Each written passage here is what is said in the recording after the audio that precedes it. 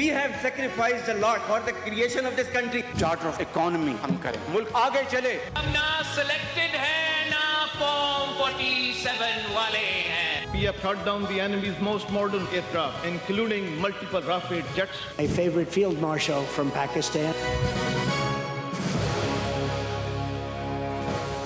آپ دیکھ رہے ہیں خبروں، تبصروں اور تجزیات پر مبنی پاکستان کا سب سے معتبر نیوز شو آن مائی ریڈار، کامران خان کے ساتھ. السلام علیکم، میں ہوں Kamran Khan. Terrorism, security challenges, political instability, economic crisis, عام طور پہ پاکستان جب بھی عالمی میڈیا میں جگہ پاتا ہے تو وجہ یہی نیگیٹو خبریں ہوتی ہیں. لیکن اس بار ایک گلوبل رپورٹ نے پاکستان کی ایک ایسی تصویر پیش کی ہے جس نے انٹرنیشنل لیول پہ پاکستان کا اور پاکستانیوں کا سر فخر سے بلند کر دیا ہے. پاکستان کے لیے بڑی شاندار خبر ہے. جی ہاں، یہ رپورٹ یہ ہے کہ پاکستانی دنیا کی فراخ دل سخی ترین قوموں میں شامل ہو چکے ہیں. ثقافت میں اور اس قسم کی چیریٹی کے کاموں میں پاکستانی سب سے آگے نکل رہے ہیں. دنیا کے 105 ممالک میں پاکستان کا اس وقت 7واں اور سب سے زیادہ سخی ملک قرار دینے والا نمبرز ہو گیا ہے. یہ اعزاز ورلڈ گیونگ رپورٹ 2026 میں سامنے آیا جو برٹن کی چیریٹیز ایڈ فاؤنڈیشن اور پاکستان سینٹر فار فلانتھراپی نے جاری کی ہے. رپورٹ کے مطابق پاکستان نے ایک سال میں غیر معمولی ڈیولپمنٹ کی ہے. گزشتہ سال پاکستان اسی فہرست میں 17 نمبر پہ تھا، لیکن اب یہ 10 ٹائمز آگے بڑھ چکا ہے اور اس 7ویں نمبر پہ پہنچ گیا ہے. اس حوالے سے کراچی کی دنیا میں کوئی مثال نہیں، کیونکہ یہ واحد شہر ہے جس کی پہچان ہی اس کی ثقافت ہے. یہ واحد شہر ہے جہاں کوئی بھوکا نہیں سوتا، بدن ڈھکنے کو کپڑے مل جاتے ہیں، مفت علاج ہو جاتا ہے، بے گھر کو چھت تک مفت مل جاتی ہے.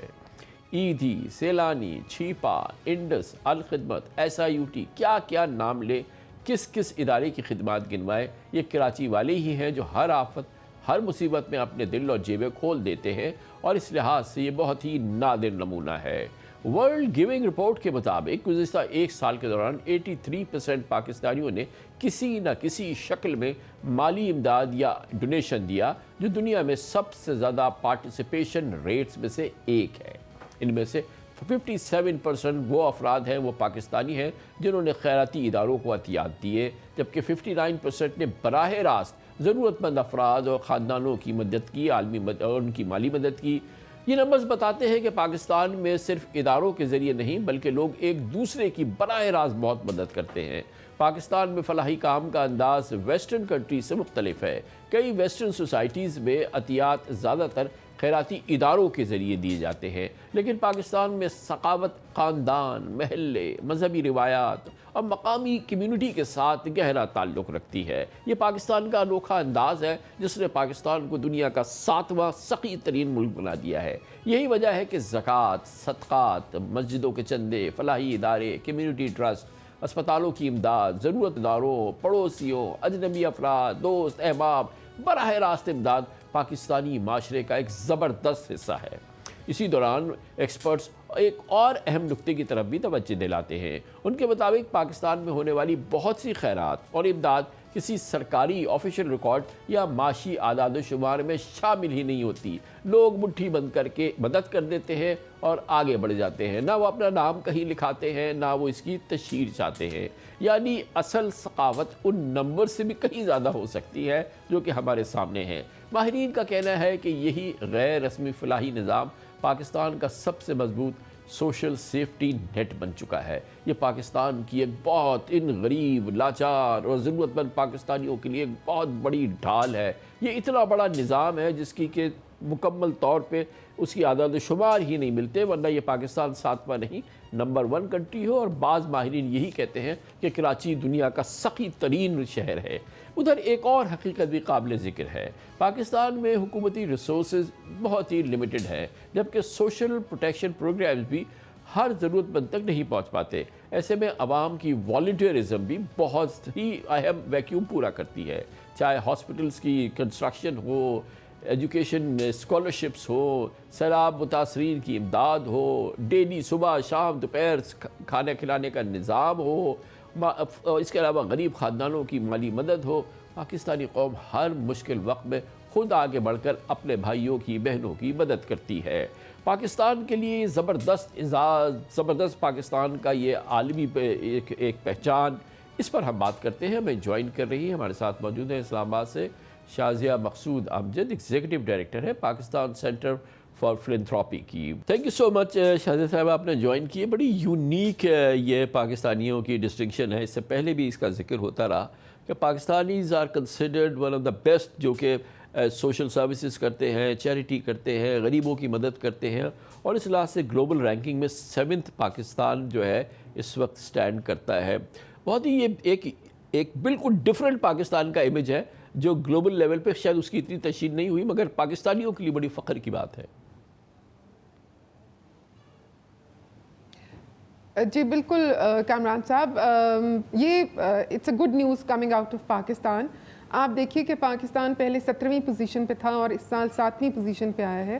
پہلے 10 ممالک اگر آپ دیکھیں تو ان میں صرف 2 ملک جو ہیں وہ افریقہ سے باہر ہیں، اور ان میں ایک پاکستان شامل ہے۔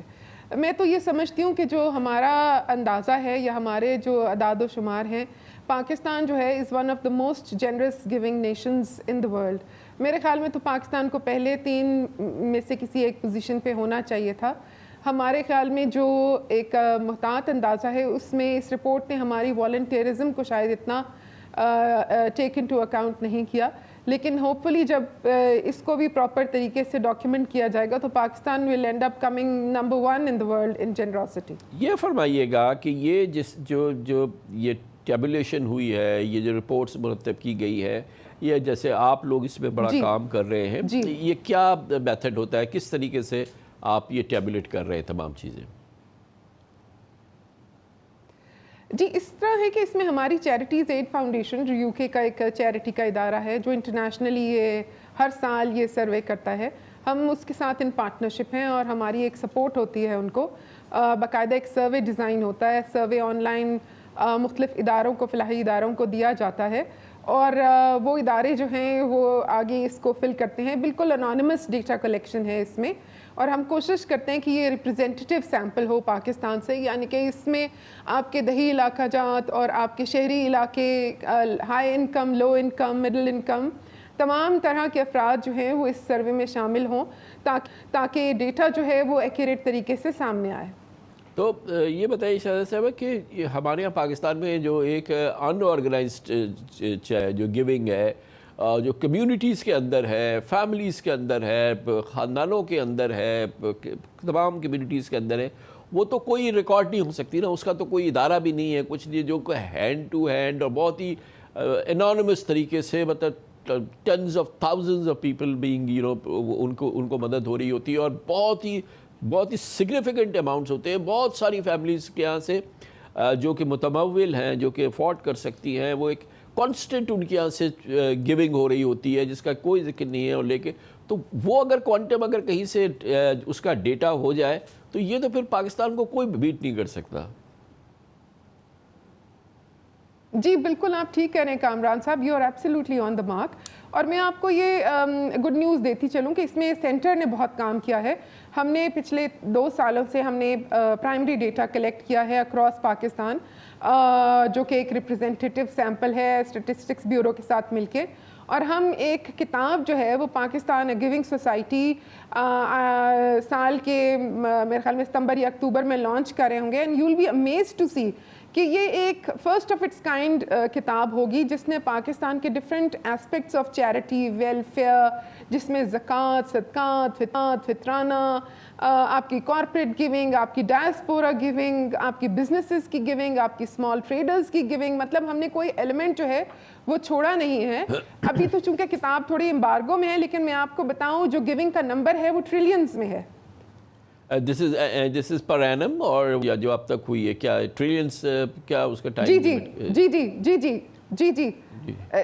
جی یہ سوری میں نمبر ابھی شاید نہیں آپ کو دے سکوں گی کیونکہ کتاب بالکل ابھی فارمولیشن میں ہے اور پبلیکیشن میں ہے، لیکن نمبر جو ہے وہ بہت ہیوج نمبر ہے، اور اس سے آپ کو پاکستانیوں کی، اور یہ میرا محتاط اندازہ ہے کہ شاید اس سے بھی زیادہ ہو، کیونکہ ہمارے ہاں بہت سارے لوگ جو ہیں وہ چیریٹی اینڈ ویلفیئر کو ڈاکیومنٹ نہیں کرتے، ہمارا مذہب یہ کہتا ہے کہ جب رائٹ ہینڈ دے تو لیفٹ کو پتہ نہ لگے. سو اس فلاسفی میں بہت سارے لوگ جو ہیں جو بھی وہ اپنا ویلفیئر یا چیریٹی کا کام کرتے ہیں وہ اس کو بتانا پسند نہیں کرتے اور وہ ریکارڈ سے باہر رہتا ہے. لیکن پھر بھی ہم نے ایک اندازہ لگانے کی کوشش کی ہے اور انشاءاللہ آپ کے ساتھ ہم شیئر کریں گے جب وہ نمبر ریلیز ہو رہا ہوگا. So that places really Pakistanis as people with their heart at their right places. اور یہ تو بڑی ایک یونیک بات ہے. جیسے پاکستان میں کراچی کا ہم نے ذکر کیا ہے, یہ اتنا بڑا شہر ہے, 3 کروڑ لوگوں کا شہر ہے, مگر یہاں پر پتہ نہیں کون سی دنیا میں ایسے شہر ہوں گے کہ کوئی بھی ہو جس کے پاس اگر کھانا نہیں ہے تو اس کو تینوں وقت کا کھانا رسپیکٹفلی مل جائے گا, اگر اس کے پاس علاج کی نہیں ہے تو ایک رسپیکٹفلی علاج مل جائے گا, اس کے پاس اگر ایجوکیشن نہیں ہے تو ایک رسپیکٹفل ایجوکیشن کے نظام پورے چل رہے ہیں جو کہ ان کو مل جائیں گے. لوگ آپ کو چھت بھی آپ کو پرووائڈ کر دیں گے, ایک آپ کو ڈگنیٹی کے ساتھ جو ہے, کوئی سیکٹر ایسا نہیں ہے جس میں کہ آپ کو مدد نہ مل سکے, اور بہت ہی ڈگنیٹی کے ساتھ. اور یہ تمام چیزیں ایبسلیوٹلی ایک بہت ہی ریمارکیبل چیز ہے جو ہم یہاں پہ day in day out Karachi میں دیکھ رہے ہوتے ہیں. There are dozens and dozens of places where people take breakfast and then lunch and dinners اور صبح سے شام تک, اور ہر لحاظ کی جو ہے وہ سپورٹ سسٹم جو ہے وہ چل رہا ہوتا ہے. مجھے دنیا میں شاید ایسی نہ ہو کہیں پہ بھی چیز. جی دیکھیں کراچی تو ہسٹوریکلی اگر آپ کراچی کی تاریخ اٹھا کے دیکھیں تو کراچی میں سول سوسائٹی ایون پارٹیشن سے پہلے بہت روبسٹ سول سوسائٹی تھی. اور اب اگر پچھلے 70 سالوں میں دیکھیں تو کراچی ایک ایسا شہر ہے جہاں پہ آپ کو ہر کونے پہ آپ کو ویلفیئر اینڈ چیریٹی کا کام نظر آتا ہے. اور چونکہ یہ پاکستان کا اکنامک ہب ہے, یعنی کہ فائنینشیل سینٹر ہے پاکستان کا, بڑے بزنسز ہیں وہاں پہ, تو آپ کو اسی اسکیل کی گیونگ جو ہے, high net worth giving, corporate giving, individual giving, آپ کو ہر طرح کی گیونگ جو ہے وہ کراچی میں بے تحاشا سمندر کی طرح نظر آتی ہے, آپ یقین کریں. اور میں تو سمجھتی ہوں کہ اگر یہ اس قدر ویلفیئر اور چیریٹی اور اس قدر گیونگ کا کام پاکستان میں نہ ہوتا ہو تو پاکستان میں شاید جس طرح بہت ساری اکانومیز, پور اکانومیز میں لوگ انقلاب کی طرف موو کرتے ہیں, تو یہ جو سیفٹی نیٹ ہے اس نے لوگوں کو بالکل بچا کے اور اپنی پناہ میں رکھا ہوا ہے. یہ جو ہماری آئیڈینٹی ہے پاکستانی جس کی کہ ہم ذکر کر رہے ہیں, اور جو کہ اس سے کہیں زیادہ ہے جو آپ کی انٹرنیشنل رپورٹ کے اندر ہے, جو ہمیں 7th گریڈ پہ رکھا ہوا ہے, لیکن یہ کہ اس سے کہیں زیادہ یہ آئیڈینٹی ہماری پاکستانیوں کی جو بڑی قابل فخر شناخت ہے, یہ دنیا کو اتنی زیادہ اس کا علم نہیں ہے. آئی ایم شیور کہ آپ جیسے ادارے یا یہ آپ کی جو پیرنٹ آرگنائزیشن ہے UK اور یہ تمام, مگر اس طرح کی ہماری آئی ڈی تو یہی ہے نا کہ جی کہ وہاں بم پھٹ گیا, وہاں یہ ہو گیا, اب چلے کچھ ایک اچھی ہم پیس میکر کے طور پہ سامنے آئے. لیکن یہ کہ یہ تو بہت ہی زبردست ہماری گلوریس ایک چیز ہے جو کہ ہم دنیا میں اگر پتہ ہو تو ظاہر ہے پاکستان کے برانڈ کے لیے بہت اچھی ہے. بالکل. ادھر کامران صاحب میں تھوڑا آپ کو درست میں کرنا چاہوں گی کہ ہمارا پیرنٹ ادارہ نہیں ہے. کیف ایک انڈیویجول ادارہ ہے جو یو کے میں ایک چیریٹی کمیشن کے ساتھ رجسٹرڈ ادارہ ہے جو کہ اپنا انڈیویجولی کام کرتا ہے. پاکستان اس کا صرف ایک ریجنل پارٹنر ہے. ہمارا اپنا بورڈ آف ڈائریکٹرز ہے پاکستان کے, اور بڑا ایمیننٹ اور بڑا ڈسٹنگوشڈ بورڈ ہے, اور میں یہاں اپنے بورڈ کو بھی پریز کرنا چاہوں گی کیونکہ جن کی قیادت اور جن کی لیڈرشپ میں اس ادارے نے میں سمجھتی ہوں کہ فلاحی اداروں کے لیے اور چیریٹی اینڈ ویلفیئر کے لیے جتنا کام کیا ہے کیسے مجھے تو یہ اندازہ ہو رہا ہے, مجھے تو یہ لگ رہا ہے کہ یہ ڈیٹا کلیکشن کا ادارہ ہے. What else are you doing, کیا آپ اور کیا کام کر رہا ہے آپ کا یہ شاندار ادارہ؟ جی بالکل.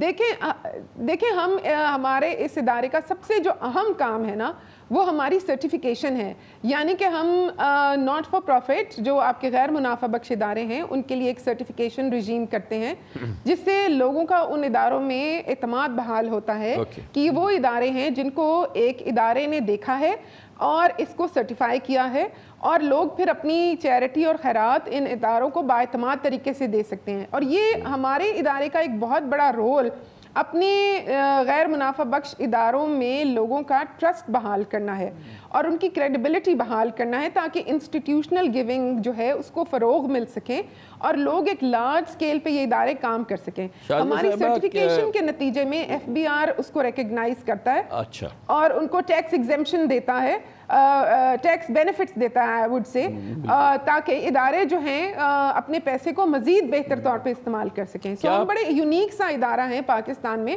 اور ڈیفینیٹلی کیا اس وقت پاکستان کا سب سے بڑی چیریٹیبل آرگنائزیشن کون سی ہے؟ دیکھیں ہمارے پاس رینکنگ تو ایز سچ نہیں ہے, کیونکہ رینکنگ آپ مختلف طریقوں سے کر سکتے ہیں, کس کو پیسے زیادہ مل رہے ہیں, کون کام زیادہ کر رہا ہے, کس کا تو میں یہ سمجھوں گی کہ پاکستان میں اس وقت جن اداروں کے آپ نے پہلے نام لیے, یہ وہ ادارے ہیں جنہوں نے آپ کے مارجنلائزڈ ایریا کو, آپ کے پورسٹ آف دا پور کو تھام کے رکھا ہوا ہے. کیونکہ آپ لوگوں کی پوری دنیا پہ نظر ہوتی ہے, ساری چیزیں ہیں, تو کیونکہ 200% فری ہیلتھ کیئر مثال کے طور پہ جو کہ SIUT میں ہے, جو کہ انڈس ہاسپٹل میں ہے, یہ ٹوٹل 100% فری. انبیلیویبل. جی بالکل ٹوٹلی انبیلیویبل. یعنی کہ اگر آپ انڈس جائیں تو آپ کو کیش کاؤنٹر نہیں نظر آتا, اور یہ ایک اتنا امیزنگ فینومینا ہے کہ شاید یہ آپ کو دنیا میں کہیں اور نظر آئے. انڈس میں بھی, SIUT میں بھی, and there are many اچھی بات, زبردست بات تو یہ کہ ایک نہیں ہے, اور بھی ادارے ہیں, فوڈ بھی دے رہے ہیں, کوئی پوری ہیلتھ کیئر دے رہے ہیں, ایجوکیشن دے رہے ہیں, فوڈ دے رہے ہیں, کلائمیٹ چینج میں کام کر رہے ہیں, ایجوکیشن میں, جی بالکل پانی میں کام کر رہے ہیں. آپ کو بہت ریورس آسموسس کے پلانٹس نظر آتے ہیں ایسے علاقوں میں جہاں پہ پانی کا ایک قطرہ بھی پینے کے لائق نہیں ہوتا. آپ تھر چلے جائیں تو آپ کو آپ کی حیرت گم ہو جاتی ہے کہ وہاں پہ ہاسپٹلز ہیں, کلینکس ہیں, ریورس آسموسس پلانٹس ہیں, لوگ باغات لگا رہے ہیں. اور آپ نے بہت صحیح کہا کہ کیونکہ جو جتنی ڈیپریویشن ہے, جتنی پرابلم ہے, اسٹیٹ تو کچھ نہیں کر سکتی. جہاں پہ آپ تھر کی بات کر رہی ہیں یا کراچی کی بات کر رہے ہیں, وہاں پہ ایک اسٹیٹ بھی ہے, وہاں ایک حکومت بھی ہے, مگر اگر اس پر آسرا ہوتا تو اس وقت تو آپ نے بالکل صحیح کہا کہ ریولوشن آ چکے ہوتے ہیں. جی بالکل. اور میں کامران صاحب آپ کو بتاؤں کہ میں سمجھتی ہوں کہ اس وقت اسٹیٹ کے بہت سارے کام, یعنی کہ دیکھیں تعلیم, آرٹیکل 25A ہمارے آئین کا یہ کہتا ہے کہ کوالٹی ایجوکیشن جو ہے, free and quality education is the basic right of a child. لیکن آپ یہ دیکھیں کہ ہمارے ہاں جو پبلک سیکٹر کے سکولز ہیں وہ کس طرح کی تعلیم دے رہے ہیں, اور ایسے میں وہ سروس جو کہ حکومت کو پرووائڈ کرنی چاہیے, ہمارے غیر منافع بخش ادارے جو ہیں کوالٹی ایجوکیشن دے رہے ہیں اور ایک نامنل کاسٹ پہ دے رہے ہیں, اور پاکستان کے اندر اور پاکستان کے بچوں میں انویسٹ کر رہے ہیں. وہ دے رہے ہیں, روٹی بھی دے رہے ہیں, کھانا بھی دے رہے ہیں, شیلٹر بھی دے رہے ہیں, ایمبولینسز بھی دے رہے ہیں. جی کھانا بھی دے رہے ہیں, صحت بھی دے رہے ہیں, ایمبولینس بھی دے رہے ہیں. بالکل آپ ٹھیک کہہ رہے ہیں. کسی بھی ملک کے ٹیکس سسٹم کی کامیابی کا انحصار اس بات پر ہوتا ہے کہ اس کا ٹیکس دینے کا نظام تمام سیکٹرز میں برابر تقسیم ہو تاکہ اکانومی پر غیر ضروری پریشر نہ بڑھے. پاکستان کی GDP میں تقریباً 24% کا غیر معمولی شیئر رکھنے والا ایگریکلچر سیکٹر پوری GDP کا 24% ہے, جو سروسز کے بعد دوسرا بڑا اکنامک سیکٹر ہے. ایک بار پھر ٹیکس ریٹ کے حوالے سے ایک بہت بڑے سوالیہ نشان کا سامنا کر رہے ہیں ہم اس وقت, اور یہ بڑی دلچسپ صورتحال ہے. ہم سب کا بڑا مطالبہ رہا ہے, خواہش رہی ہے, اور بہت ہی اصرار رہا ہے کہ اس پورے سیکٹر کو پراپر ٹیکس نظام کے اندر لایا جائے, پاکستان کی معیشت کی تقدیر بدل جائے گی. اس سلسلے میں IMF نے بھی اپنا پورا زور لگا دیا, اور اسی IMF کے زور کی وجہ سے IMF پروگرام کے تحت پاکستان نے پچھلے مالی سال پہلی بار نیا ایگریکلچر انکم ٹیکس نظام متعارف کرایا, جس کے بعد یہ امید ہو چلی تھی کہ مختلف حکومتوں کی دہائیوں سے جاری کوششوں میں ناکامی کے بعد ایگریکلچر سیکٹر سے ٹیکس وصولی اب ممکن ہو سکے گی. یہ صوبوں کی ذمہ داری دی گئی, کیونکہ 18ویں ترمیم میں اس ترمیم کے بعد یہ ذمہ داری اب صوبوں کی آ گئی تھی. لیکن پہلا سال گزر گیا ہے, اور پہلے اس فائنینشیل ایئر میں اور اس کے آنے والے نتائج نے اس تمام امید کو توڑ دی ہے کہ اس سے آپ کچھ امید رکھ سکتے ہیں, ایگریکلچر سیکٹر سے آپ کو کوئی خاطر خواہ ٹیکس ملے گا. مالی سال 2022 میں تقریباً 4,45,000 فارمز اور لینڈ اونرز نے 306 ارب روپے کی ایگریکلچر انکم ظاہر کی. یہ وہ ہے جو کہ باقاعدہ ڈکلیئر کی گئی.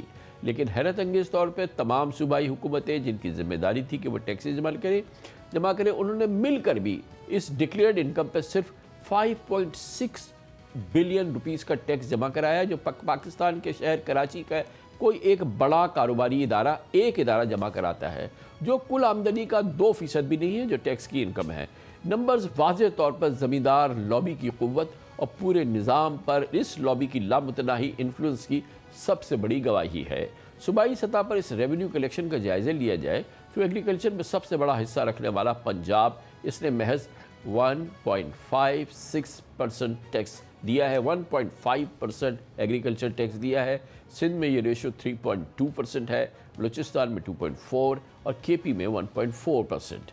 یہ اعداد و شمار بتاتے ہیں کہ مسئلہ کسی ایک صوبے کا نہیں بلکہ یہ پاکستان کی بھرپور اور طاقتور زرعی معیشت اور اس سے منسلک زرعی لابی کا ہے۔ اس کی ایک سنگین مثال ایگریکلچر سیکٹر کی دیگر شعبوں کے ساتھ موازنے میں نظر آتی ہے۔ فائنینشیل ایئر 26 میں ڈاکیومنٹڈ اکانومی سے جڑے سیلریڈ کلاس نے تنخواہ دینے والے پاکستانیوں نے 633 ارب روپے کا انکم ٹیکس جمع کیا، یعنی کہ جی ڈی پی کا چوتھا حصہ رکھنے والے پورے ایگریکلچر سیکٹر نے تو صرف 5.6 اور 632 بلین ملازمت پیشہ لوگوں نے۔ یہ کتنا بڑا مذاق ہے۔ یہ نمبرز خود بولتے ہیں کہ پاکستان کا فسکل فریم ورک کس طرح صرف چند ڈاکیومنٹڈ سیکٹرز پر ٹیکسز کا بوجھ ڈال رہا ہے، جبکہ ایک بڑا بااثر طبقہ اب بھی ٹیکس نیٹ سے پورا باہر ہی نظر آتا ہے۔ آئی ایم ایف پروگرام کے تحت ایگریکلچر انکم کو ٹیکس نیٹ میں لانا ایک بڑی امپورٹنٹ ریفارم تھی تاکہ ٹیکس وصولی کو اکانومی میں اس شعبے کے 24% حصے کے مطابق بنایا جا سکے۔ تمام پروونسز نے قانون سازی کر دی جیسے کہ آئی ایم ایف کا حکم تھا، لیکن پہلی سال نے واضح کر دیا کہ قانون بنانا اور اس پر مؤثر عمل درآمد کرانا یہ پاکستان میں دو مختلف چیزیں اور آپس میں اس کا کوئی تعلق نہیں ہے۔ یہ کمزور نتائج پاکستان کی پولیٹیکل اکانومی کی بھی ریفلیکشن ہے، جہاں بااثر زمیندار اب بھی نمایاں سیاسی اثر و رسوخ رکھتے ہیں، ٹیکس ادارے بدترین کرپشن میں ڈوبے ہوئے ہیں، جس کی وجہ سے مؤثر نگرانی اور اس کے علاوہ آڈٹ اور ٹیکس وصولی کا سسٹم مطلوبہ نتائج دیتا ہے۔ اسی لیے آئی ایم ایف ریفارمز نے اس مسئلے کی نشاندہی ضرور کی، لیکن صرف قانون بنانا اس مسئلے کا حل ہوتا ہی نہ تھا۔ زرعی انکم ٹیکس کا پہلا سال یہ ثابت کر چکا ہے کہ پاکستان میں اصل مسئلہ قانون سازی نہیں بلکہ امپلیمنٹیشن، انفورسمنٹ اور پولیٹیکل ول ہے۔ جب تک اکانومی کے تمام بڑے سیکٹرز اپنی اکنامک پوزیشن کے لحاظ سے ٹیکس ادا نہیں کریں گے، پاکستان کا ٹیکس نظام جوڈیشس نہیں ہو سکے گا اور نہ ہی سسٹین کر سکے گا۔ اگر حکومت واقعی ٹیکس نیٹ کو بڑا کرنا چاہتی ہے تو آئی ایم ایف ریفارمز کو کامیاب بنانا اور قرضوں پر انحصار کم کرنا چاہتی ہے تو اسے ایسے نظام کی ضرورت ہوگی جہاں ایگریکلچر ٹیکس پراپرلی دیا جائے۔ اس موضوع پہ بات کرتے ہیں اور اس کے لیے ہمیں جوائن کر رہے ہیں جناب شمس الاسلام خان، ایکسپرٹ ہیں زرعی امور کے، ایگریکلچر امور کے اور کموڈیٹیز افیئرز کے۔ بہت بہت شکریہ خان صاحب، آپ نے ہمیں جوائن کیا ہے۔ ہم سب کی حسرت پوری ہو گئی کہ ایگریکلچر کو ٹیکس کر دو اور ٹیکس لیجسلیشن ہو گئی، پروونسز حرکت پہ آ گئے۔ ہماری وجہ سے نہیں ہوئے، آئی ایم ایف نے پورا زور لگایا کہ بھائی یہ تمہاری 25% کی اکانومی ہے، اس کو ٹیکس تو کرو۔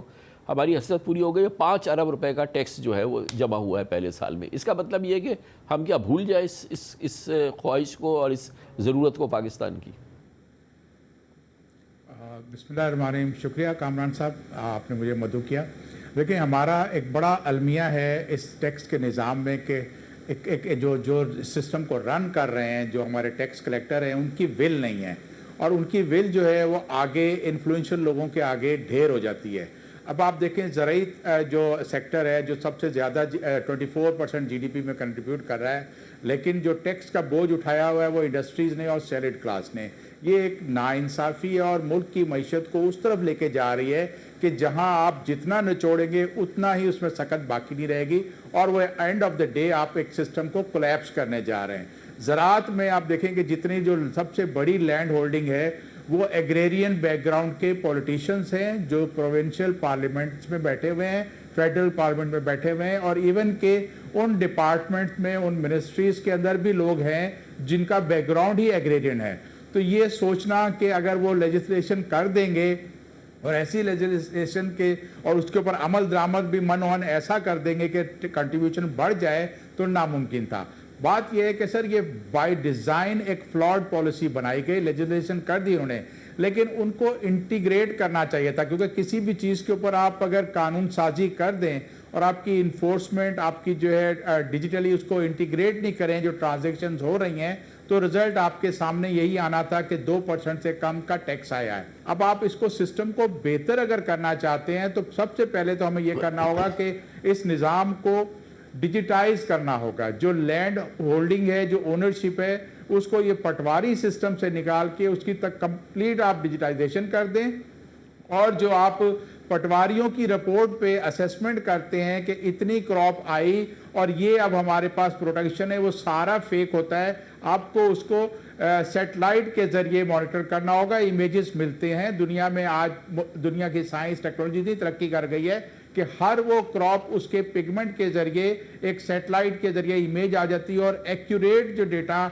अराउंड 99.5% से ज्यादा का जो है आपको डेटा आ जाता है कि क्रॉप डैमेज होगी कि नहीं। अभी तो हम ये बात कर रहे हैं कि एग्रीकल्चर प्रोड्यूस की बात कर रहे हैं कि खेत से जो फसल आई, लेकिन ये पूरा एक ट्रेल जो है इसकी फ्रॉम फार्म टू मार्केट, फिर यहाँ से चलती है, फिर वो मिडल मैन आते हैं, फिर मंडी आती है, फिर आड़ती आती है, फिर जाता है होलसेलर है, फिर कहीं जाके गवर्नमेंट बायर है, फिर उसके बाद निज़ाम है जो कि दरवाजे तक आता है। आज जैसे कि आप देख रहे हैं गंदम की कीमतें बढ़ रही हैं, एक अजीब पूरी सूरत हाल है। ये तो पूरी साइकिल इस कैद से आज़ाद है ना, जिसको कि टैक्स कहते हैं, या जिसको कि डॉक्यूमेंट कहते हैं, या जिसको कि हम कहते हैं कि भाई कोई तो कंप्लायंट इकॉनमी का हिस्सा हो। ये पूरा निज़ाम उस खेत से लेके और उस खलियान से लेके और उस दुकान तक जो है और गवर्नमेंट के गोदाम तक जो है, ये कैद की ये टैक्स की कैद से आज़ाद है। जी बिल्कुल, देखिए आपका ज़राई इनकम को बाज़ औक़ात ये ज़ाहिर करके अपने टैक्स रिटर्न में कि मेरी ये ज़राई इनकम हुई है, दूसरी जो करप्शन का पैसा होता है उसको भी छुपाया जाता है। हमारे यहाँ दो जो एरियाज़ हैं, 2-3 एरियाज़ जहाँ पर आपको ईजीली अपनी मनी पार्क करके और उसको आप घुमा देते हैं। जैसे आपका होलसेल रिटेल सेक्टर है, वो भी आपका टैक्स नहीं देता। आपके जो छोटे दुकानदार हैं, जिनको आप छोटे दुकानदार कहते हैं, वो तो बहुत बड़े दुकानदार मालदार लोग हैं, उनको आपने नॉमिनल टैक्स करके लगा दिया तो वो भी एक्साइज टैक्स देते। इसका सिस्टम यूँ होगा कि यही सिस्टम जो बना हुआ है आपने इसको बेहतर करना है। अगर आप आम देखें जहन पाकिस्तानी की जो सोच है, जो टैक्स नहीं देते, वो ये कहते हैं कि जी ये उनका परसेप्शन ये है कि जो हम टैक्स देते हैं वो हमें नज़र नहीं आता, लगता हुआ। मैं मिसाल देता हूँ सर, आपके अगर एग्रीकल्चर में अगर आप ज़िले के ऊपर जो टैक्स कलेक्शन करते हैं, अगर 100 रुपये इकट्ठा करते हैं तो 40 रुपये तो उस टैक्स का उसी ज़िले में लगा दें, 60% आप सूबाई उसमें ले जाएं, और फिर उसको 30% आप नेशनल सिक्योरिटी के अंदर एक ग्रांट के तौर पे लेके जाएं। तो जो लोग वहाँ पे टैक्स देने वाले हैं, उनको जब इन्वेस्टमेंट होगी उस ज़िले में, उनका इंफ्रास्ट्रक्चर डेवलप होगा, उनको फार्म रिलेटेड सब्सिडीज मिलेंगी, उनकी जो है कनेक्टिविटी इंप्रूव होगी, तो फिर वो खुशी खुशी टैक्स देंगे। और साथ ही आपको एक और करना है कि यहाँ एक रिवायत, 40 साल हो गए मुझे इस बिजनेस में, यहाँ पर एक रिवायत है कि जो टैक्स ज़्यादा देता है उसको पिनलाइज करते हैं। हमें एक्सटॉर्शन का टैक्स सिस्टम बदल के हमें सिंप्लिसिटी की तरफ आना है और लोग उसमें खुशी खुशी खुद आएंगे। आप अगर खान साहब ये बताइएगा कि दूसरी जो ग्लोबल इकोनॉमीज़ हैं जो कि अंडर डेवलप या इकोनॉमीज़ हैं जहाँ पे एग्री कंट्रीब्यूशन जो है बहुत ही सब्सटेंशियल है, वहाँ पे क्या निज़ाम है टैक्सेशंस वगैरह के हवाले से? क्या बिल्कुल नॉर्मल टैक्सेशन होती है, गवर्नमेंट सब्सिडीज़ दे रही होती है? क्योंकि एग्री जो है ये काफ़ी सब्सिडाइज शोबा समझा जाता है मुख्तलिफ हवालों से। तो कोई हमारे पास रोल मॉडल हैं जो जिसको कि हम कॉपी कर सकते हैं अगर हमें अपनी एग्री इकॉनमी को प्रॉपर टैक्स करना है? तो सर प्रॉपर टैक्स करना है तो हमें दुनिया का कोई सिस्टम कॉपी करने की जरूरत नहीं। अगर आप कहेंगे जी ऑस्ट्रेलिया चले जाएं, कनाडा चले जाएं, यूरोप के किसी मुल्क को विजिट करके आएं, तो इनके हनीमून ट्रिप हो जाएंगे टैक्स कलेक्टर्स के, हमारे एफबीआर के लोगों के, सूबाई अदारों के, लेकिन वो सिस्टम नहीं लाएंगे। आपको ये देखना है कि इस मुल्क के अंदर जो सिस्टम है वो कैसे चल सकता है। जो मैं इशारा कर रहा था कि अगर आप इनको इनाम भी देते हैं। जैसे आपने टॉप 10 एक जिले में अगर लोगों को देखा कि उन्होंने ज़रई आमदन अपनी खुशी खुशी जाहिर करी है, और उसको अगर आप 10 लोगों को इनाम देते हैं, सर्टिफिकेट देते हैं डीसी बैठ के, और लोगों को पॉलिटिकल लीडरशिप को, सबको, बिजनेस कम्युनिटी को, लोगों को बुला के बैठाते हैं, तो वहाँ एक निज़ाम ये आएगा कि जिसने ऑनेस्ट टैक्स पेयर ने टैक्स दिया, तो सामने वाला जो एमपी बैठा होगा अगर उसने टैक्स नहीं दिया तो वो अपने आप को छोटा महसूस करेगा कि मेरे सामने तो ये बड़ा लीडर आ गया है। तो एक आपको इनकरेज करना है, ये आपने कैरेट और स्टिक वाला यूज भी करना है सिस्टम। और दुनिया की जो आप मॉडल लेने जाएंगे तो वहां पर ज्यादातर कॉर्पोरेट फार्मिंग होती है। ऑस्ट्रेलिया में हजारों एकड़ की जमीन है, वहां पर चंद अफराद मिलके, मियाँ बीवी और चंद लोग हायर करते हैं लोगों को, और वो उसे मैकेनाइज्ड फार्मिंग करते हैं। पाकिस्तान में बहुत बड़ी डिबेट होती रही है और लोगों ने ये फ्लोट भी किया कि पाकिस्तान में जो है कॉर्पोरेट आप फार्मिंग करें या मैकेनाइज्ड फार्मिंग करें। अब मैं आपको ये बताऊं कि पाकिस्तान ऑन ग्राउंड रियलिटी क्या है कि जो टोटल लैंड है उसका 80 से 90% तो छोटे फार्मर के पास है, जिनके पास जमीन 12, 12.5 से 20 एकड़ तक की है। मैं कहता हूं कि आप अगर टैक्स ये 20 एकड़ की लैंड वालों को एग्जेम्प्ट कर दें, उसके ऊपर कोई टैक्स ना करें, क्योंकि देखिए जब आप कोई निज़ाम लाते हैं तो इनके पीछे जो बड़े बैठे होते हैं वो इन्हीं लोगों को, छोटे काश्तकारों को बुला के माल रोड पे, कराची में, इधर प्रोविंशियल कैपिटल में डिस्प्ले करते हैं, एंगर दिखाते हैं कि ये ना करें। तो वो आप जब 20% लैंड होल्डर जो है उनको एग्जेम्प्ट कर देंगे और कैच द बिग फिश जो बड़े हैं। लेकिन मेरी ये समझ में नहीं आ रहा खान साहब कि ये जो आप कह रहे हैं कि एग्जेम्पशंस दे दें या कुछ कर दें, तो हमारा पूरा सेक्टर ही एग्जेम्प्टेड है टैक्स से, और इसके बाद कैफियत ये है कि हमारी प्रोड्यूस जो है आधी रह गई है, हमारी कॉटन जो है वो 1/3 रह गई है, हमारी वीट, हमारी शुगर, हमारी तमाम, मतलब जो अगर हम रेंज ऑफ क्रॉप्स देखें तो पाकिस्तान तो वो शायद वाहिद मुल्क है जो कि आधा रह गया। अच्छा, इसमें हमने पूरी जान भी लगा ली। अब तो SIFC भी आ गई थी, उसने पूरी सबसे बड़ा उसने लगाया कि भाई कि हम निज़ाम बदल देंगे पाकिस्तान की ज़राअत का, और ये पाकिस्तान का सबसे बड़ा पोटेंशियल है। ये तो और कम हो गया हमारा, तो हम तो ढेर हो गए उसमें। सर वही तो कह रहा हूं कि जो इन्फ्लुएंशियल पावरफुल लोग हैं वो एग्रेरियन बैकग्राउंड हैं, उनके रिश्तेदार, उनके भाई बेटे कोई ना कोई सिविल सर्विस में भी होता है, कोई ना कोई टैक्स कलेक्टर भी होता है, कोई ना कोई किसी पोस्ट पे होता है। तो इन्फ्लुएंशियल जो लोग होते हैं वो अपने आप को बचा लेते हैं। आपको सिस्टम को लेवल प्लेइंग फील्ड पे लाना है। जो मैंने एग्जेम्पशन की बात की है 20% लैंड होल्डिंग की, वो कुछ भी नहीं है। इसमें ऐसे फार्मर भी हैं जो सिर्फ अपने गुजारे के लिए फार्मिंग करते हैं, वो इसी वजह है कि आपकी सस्ती क्रॉप यहाँ उगाई जाती हैं। आपकी प्रोडक्शन कॉटन की या दीगर क्रॉप्स की जो कम हो रही है उसकी एक दूसरी वजह है, आप बहुत ज्यादा इंपोर्टेड सीड पे डिपेंडेंट हो गए हो।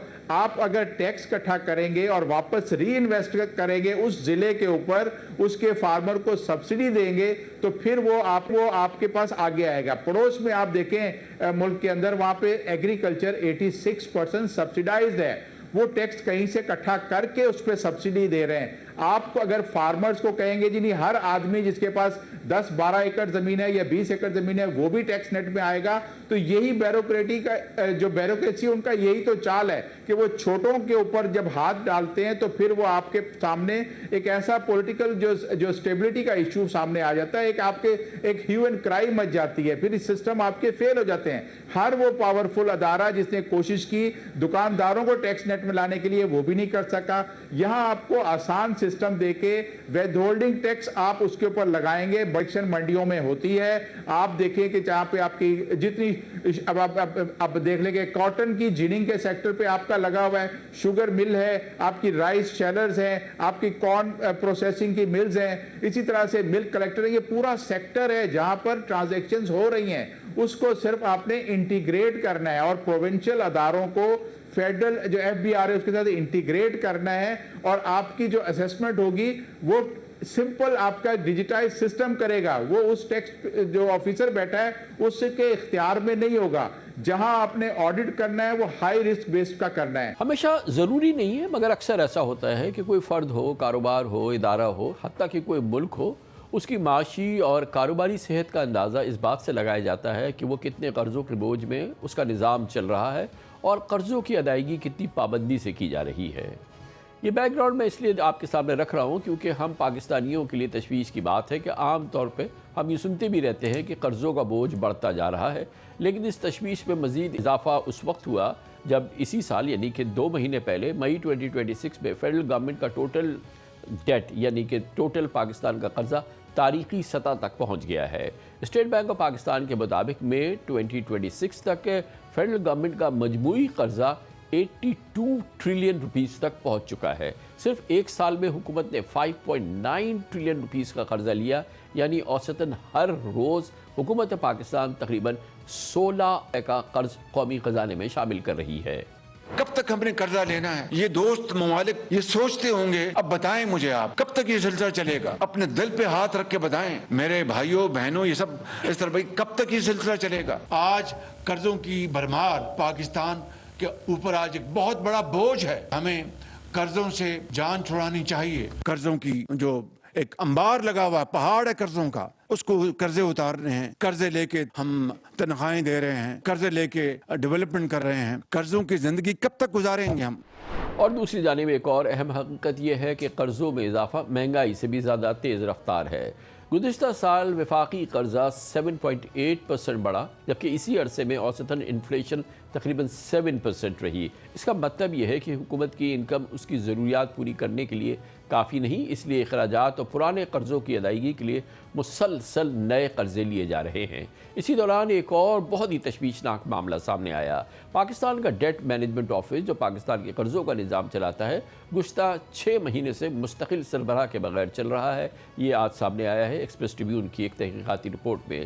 جنوری سے اب تک اس ادارے میں مستقل ڈائریکٹر جنرل تعینات نہیں ہو سکا ہے۔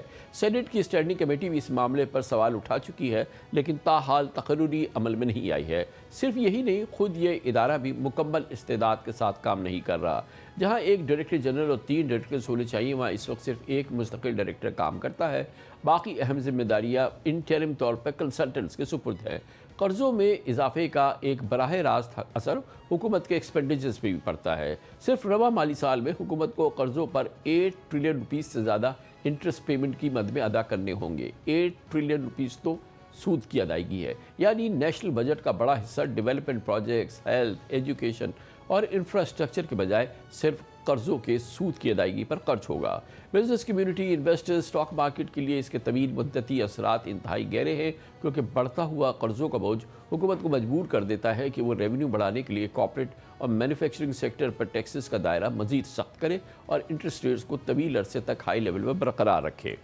نتیجتاً پاکستان کی سسکتی معیشت اپنے پیروں پر کھڑی ہونے کی لامتناہی جدوجہد جاری رکھتی ہے اور جاری رکھنے پہ مجبور ہے۔ اس اہم موضوع پہ بات کرتے ہیں، ہمیں جوائن کر رہے ہیں ممتاز سینئر صحافی معاشی امور جناب شہباز رانا ہمارے ساتھ اسلام آباد سے موجود ہیں۔ بہت بہت شکریہ شہباز رانا صاحب، آپ نے ہمیں جوائن کیا ہے۔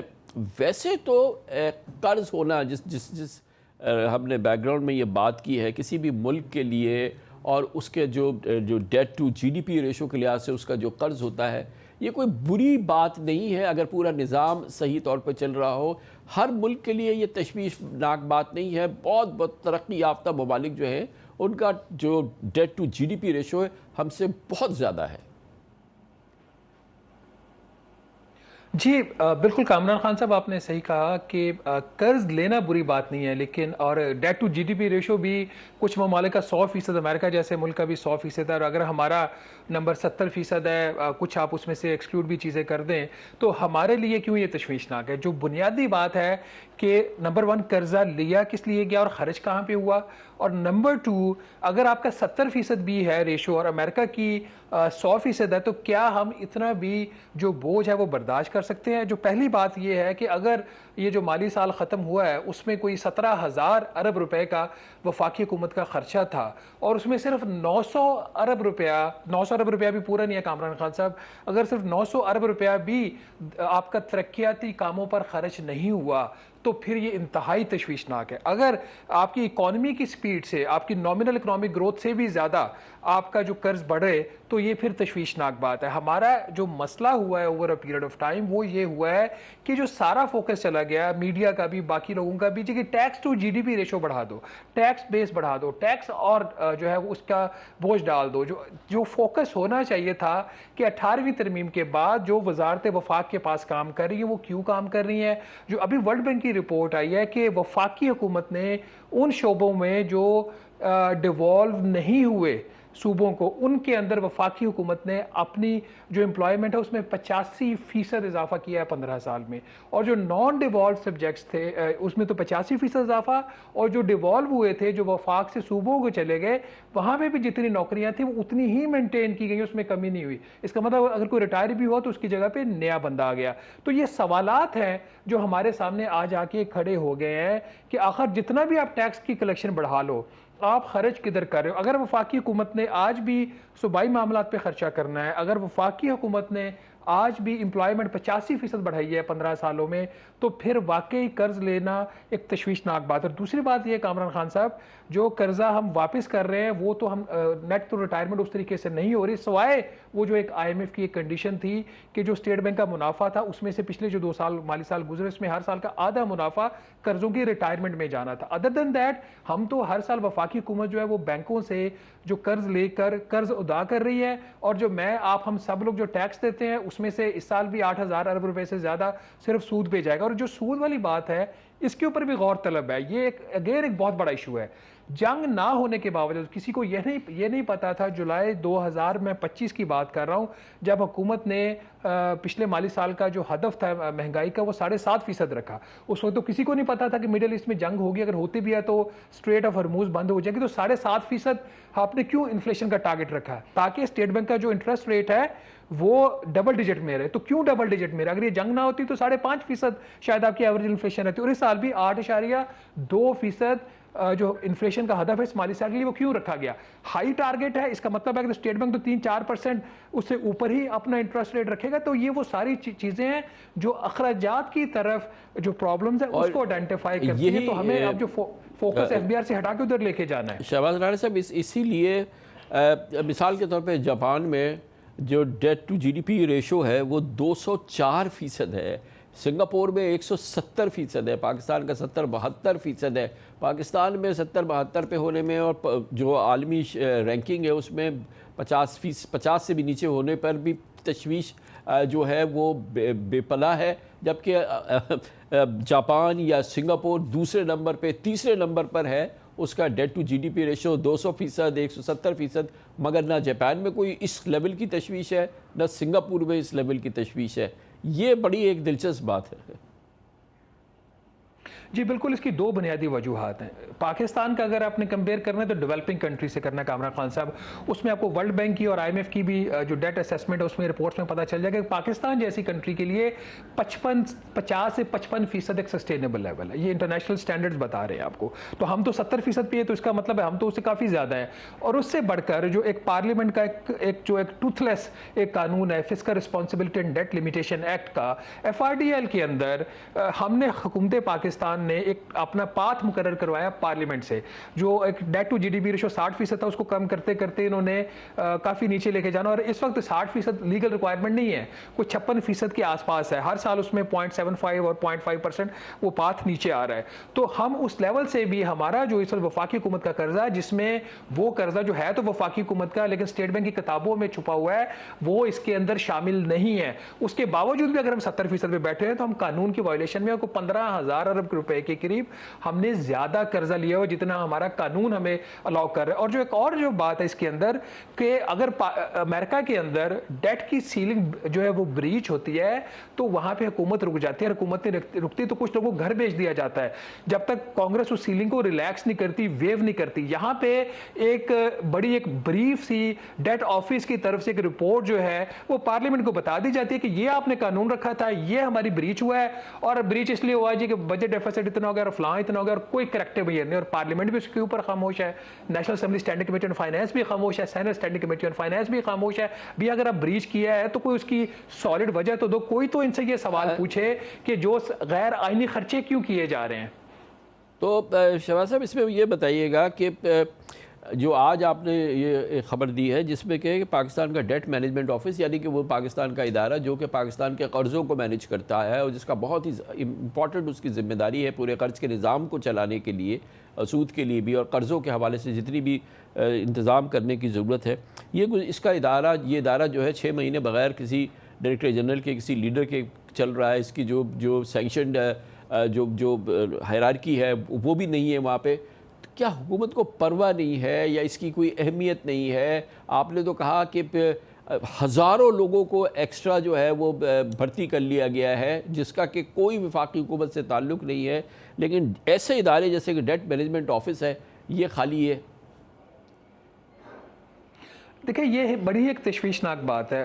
جو فارمر ڈی جی ڈیٹ تھے محسن چاندنا صاحب، وہ جنوری سال انہوں نے ریزائن کیا اور سندھ پبلک سروس کمیشن کے ممبر بنے ہوئے ان کو 6 ماہ ہو گئے اور 6 ماہ سے وہاں پہ پرماننٹ ڈائریکٹر جنرل نہیں ہے. ایکٹنگ چارج دیا ہوا ہے اور جو ایڈوائزرز لیول کے لوگ ہیں جن کی اور کانٹریکچوئل جو امپلائیز ہیں وہ معاملہ چلا رہے ہیں. آپ کو پتہ ہے کہ جو ہمارے رولز آف بزنس ہیں، اگر سائننگ اتھارٹی اگر آپ کی پرماننٹ نہیں ہے، اس کے اوپر کوئی رسپانسبلٹی نہیں ہے، تو کل اگر وہاں پہ کوئی گڑبڑ ہو جاتی ہے، خدا نخواستہ ہم کسی کی نیت پہ شک نہیں کرتے، سب اپنی طرف سے بہترین کام کریں، لیکن اگر کوئی گڑبڑ ہو جاتی ہے تو اکاؤنٹیبل کس کو ٹھہرانا ہے؟ کیا سیکرٹری فائنانس کو ٹھہرانا ہے؟ کیا فائنانس منسٹر کو ٹھہرانا؟ کس کو ٹھہرانا ہے؟ ابھی آپ کو پتہ ہے پچھلے دنوں وہ جو 15 سال کا ایک بانڈ تھا جو 47 ارب لے کے غالباً 250 ارب روپیہ واپس کرنا ہے، وہ کس کا فیصلہ تھا؟ اور آج کی بھی اگر آپ رپورٹ دیکھیں جو اسٹیٹ بینک آف پاکستان کی ہے کہ جو شارٹ ٹرم ڈیٹ ہے ود ان ڈومیسٹک ڈیٹ، اس کی ریشو میں اضافہ ہوا ہے. غالباً if I am not mistaken کو 32% شارٹ ٹرم ڈیٹ میں جون 2025 سے لے کے مئی 2026 تک اضافہ ہوا ہے. تو جب انٹرسٹ ریٹ کے نیچے جا رہے تھے تو یہ شارٹ ٹرم میں ڈیٹ کیسے بڑھ گیا؟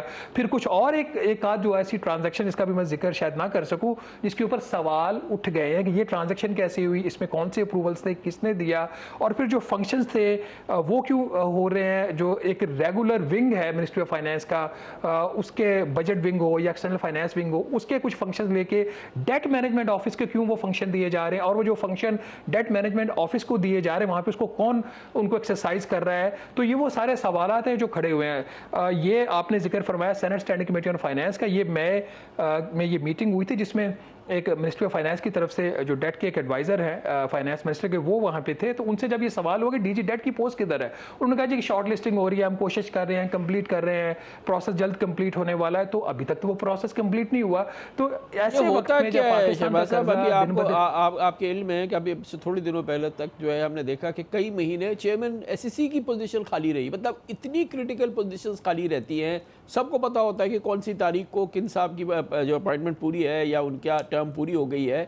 اس کو اس میں کیوں ایسا ہوتا ہے کہ وہ خالی ہے؟ ایس ای سی پی جیسے ادارے کے اندر خالی رہنا، یہ ڈیٹ مینجمنٹ آفس کا ڈی جی خالی رہنا، یہ فائنانس سے ہے، یہ کیسے ہو جاتا ہے یہ سب؟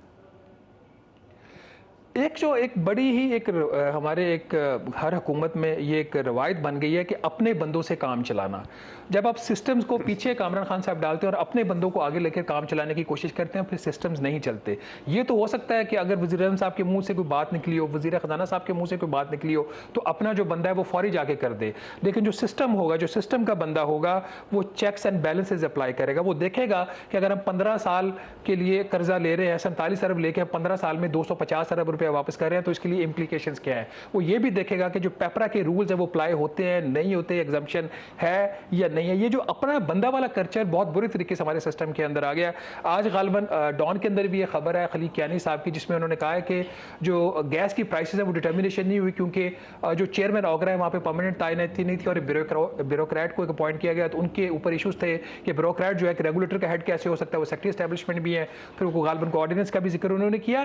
تو جب ہم نظام کو روک کر اپنا بندہ انسٹال کر کے اسے کام چلانے کی کوشش کرتے ہیں تو پھر اس قسم کے سوالات پیدا ہوتے ہیں. آپ دیکھیے ہم جیسا بھی ہمارا نظام چل رہا ہے، اگر ایک پرماننٹ ایک سیکٹری فائنانس ہے، پرماننٹ سیکٹری پلاننگ ہے، تو وہ اپنا کام اچھے برے طریقے سے انڈر پریشر ہر طریقے سے کر رہے ہوتے ہیں، وہ رسپانسبلٹی لے کے کر رہے ہوتے ہیں. تو اگر کنسسٹنسی ہے، اگر پوسٹنگ کے اندر جو پہلے کبھی ہوتا تھا جس کے اوپر حکومت بڑا ہارڈلی امپلیمنٹ کرتی ہے، اگر کوئی بندہ 3 سال کے لیے جگہ پہ بیٹھا ہوا ہے اور اس کو پتا ہے کہ یہ اس کی رسپانسبلٹی ہے اور آنسریبل ہے، تو کام بہتر طریقے سے کرے گا. ایک کانٹریکچوئل بندہ، ایک ایڈوائزر کیپیسٹی کا بندہ، وہ کیسے اپنے اوپر فل رسپانسبلٹی لے کے کام کر سکتا ہے؟ وہ تو وہ کرے گا का जो सिस्टम उसे चाहेगा कि उसकी नौकरी जो है उसके एक्सटेंशन के ऊपर है, उसकी नौकरी जो होगी किसी की, वो किसी की स्वीट विश के ऊपर होगी। तो इसको सिस्टम को अगर ठीक करना है तो जो कवानीन के अंदर, जो रूल्स के अंदर जो पोजीशंस हैं उसको उसी तरीके से फिल किया जाए। अगर किसी को कोई शख्स बहुत अच्छा लगता है, उसके जरिए डेट का और निज़ाम चलाना चाहता है, उसके जरिए ऑगरा का निज़ाम चलाना चाहता है, तो थ्रू प्रॉपर रूल्स सिस्टम्स उसको हायर कर ले। मैं और आप कौन एतराज़ करने वाले होते हैं? किसी भी गवर्नमेंट का ये इख्तियार है कि वो रूल्स और कवायद के अंदर रहते हुए किसी भी बंदे को वो हायर कर सकती है। और मैं इस राइट को हमेशा मानता हूं कि चेयरमैन एफबीआर किसको लगाना है, चेयरमैन ऑगरा किसको लगाना है, डीजी डेट किसको लगाना है, एडवाइजर किसको लगाना है, ये जो हमारे रूलर्स हैं उनका अगर उनके पास इख्तियार है तो हमें उसकी रिस्पेक्ट करनी चाहिए। हमारा काम ये शुरू होता है कि अगर जब बंदा अपॉइंट हो जाता है वो मेरिट पे हुआ है, अगर मेरिट पे हुआ तो वो परफॉर्म कैसे कर रहा है, और अगर कोई बंदा अपॉइंट नहीं है, वो फंक्शन जो उसके रिस्पॉन्सिबिलिटी नहीं है वो परफॉर्म कर रहे, वो क्यों कर रहा है। हमारा काम एज अ वॉचडॉग वहां से स्टार्ट होता है। तो इसमें बेहतरी यही है कि ये जो अहम पोजीशंस हैं इसको एडहॉक बेसिस पे मत चलाया जाए। ये बहुत बड़ी रिस्पॉन्सिबिलिटी वाली बात है। हर साल 25 ट्रिलियन, 30 ट्रिलियन, 35 ट्रिलियन, 40 ट्रिलियन की federal government date office boring कर रहा होता है। वो जो कर्जा हम उसको रिसाइकिल कर रहे होते हैं, वापस तो हम कर नहीं सकते। पुराना कर्जा उतारने के लिए नया कर्जा ले रहे हैं, वो क्या वो ट्रांसपेरेंटली बोरोइंग हो रही है, क्या उसके अंदर शफाफियत के तमाम जो तकाजे वो पूरे हो गए, हमें नहीं पता, क्योंकि वहां पे एक प्रॉपर सिस्टम ही काम नहीं कर रहा। बहुत बहुत शुक्रिया शहबाज राना साहब। इसके साथ ही हमारे आज के प्रोग्राम का इख्तिताम होता है। कल आपसे फिर मुलाकात होगी। कल तक के लिए कामरान खान को इजाज़त। अल्लाह हाफ़िज़ नासिर।